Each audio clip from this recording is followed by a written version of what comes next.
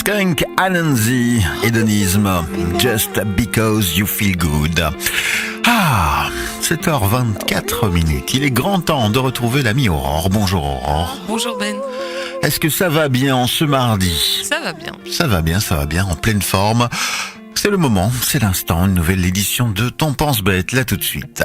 Alors Ben, lorsque, comme moi, mais comme beaucoup d'autres également, on aspire à un monde plus juste et plus égalitaire, on se voit assez facilement relégué au rang des jaloux moralisateurs qui, à défaut d'avoir mis en œuvre les conditions de leur ascension sociale, se contentent de cracher sur la réussite des autres, bref, de ceux qui n'aiment pas les riches. Or, voilà de quoi neutraliser toute portée politique du discours remettant en cause les inégalités parfois injustifiables engendrées par notre organisation capitaliste, puisque le tout s'y trouve réduit à une question de goût personnel, qui plus est fondée sur un bien mauvais ressort, à savoir le ressentiment.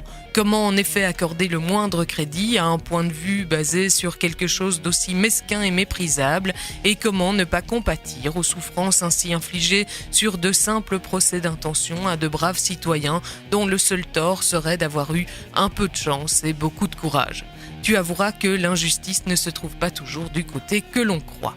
Le problème dans cette présentation des choses, c'est qu'en réalité, l'argent et sa dimension morale, ou pas d'ailleurs, ne sont que très rarement en cause. Nous sommes assez peu nombreux à être dégoûtés par l'argent, le fait d'en gagner ou d'en dépenser, même parfois un peu trop. Cela n'empêche cependant pas une partie d'entre nous d'estimer légitime la question de la répartition des richesses, ce qui la justifie et les différences auxquelles elle conduit. Ainsi, est-ce vraiment remettre en cause les risques pris et le travail accompli par un grand patron que d'observer l'écart entre son salaire et celui d'une infirmière, par exemple, et d'estimer qu'il y a peut-être un problème dans la manière dont est valorisé le travail de certains par rapport à celui d'autres professions ? Ne peut-on reconnaître que le bénéfice financier mesurable généré grâce aux efforts des uns n'est pas la seule contribution à laquelle une société peut aspirer, et qu'en appeler à la reconnaissance de ces autres formes de plus-value collective ne procède pas de la revendication revancharde, mais plutôt de la simple équité ? Enfin, n'est-il pas utile de rappeler que si tout le monde n'en profite pas, nul pour autant ne se forme, n'investit, n'embauche, ne réalise quoi que ce soit, seul, hors du monde, sans bénéficier des infrastructures, de l'organisation, des atouts que met à sa disposition le pays dans son ensemble.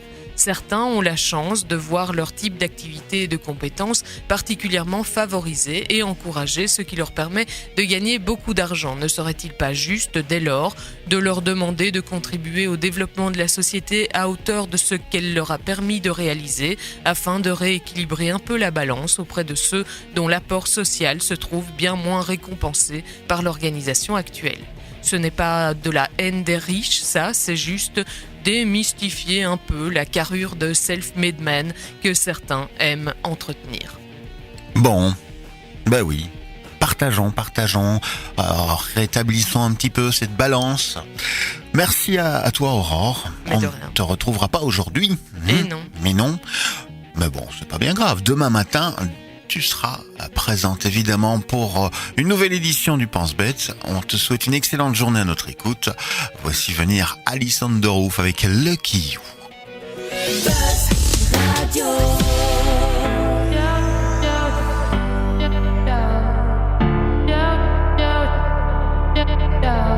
Take me for a ride. I made up my mind.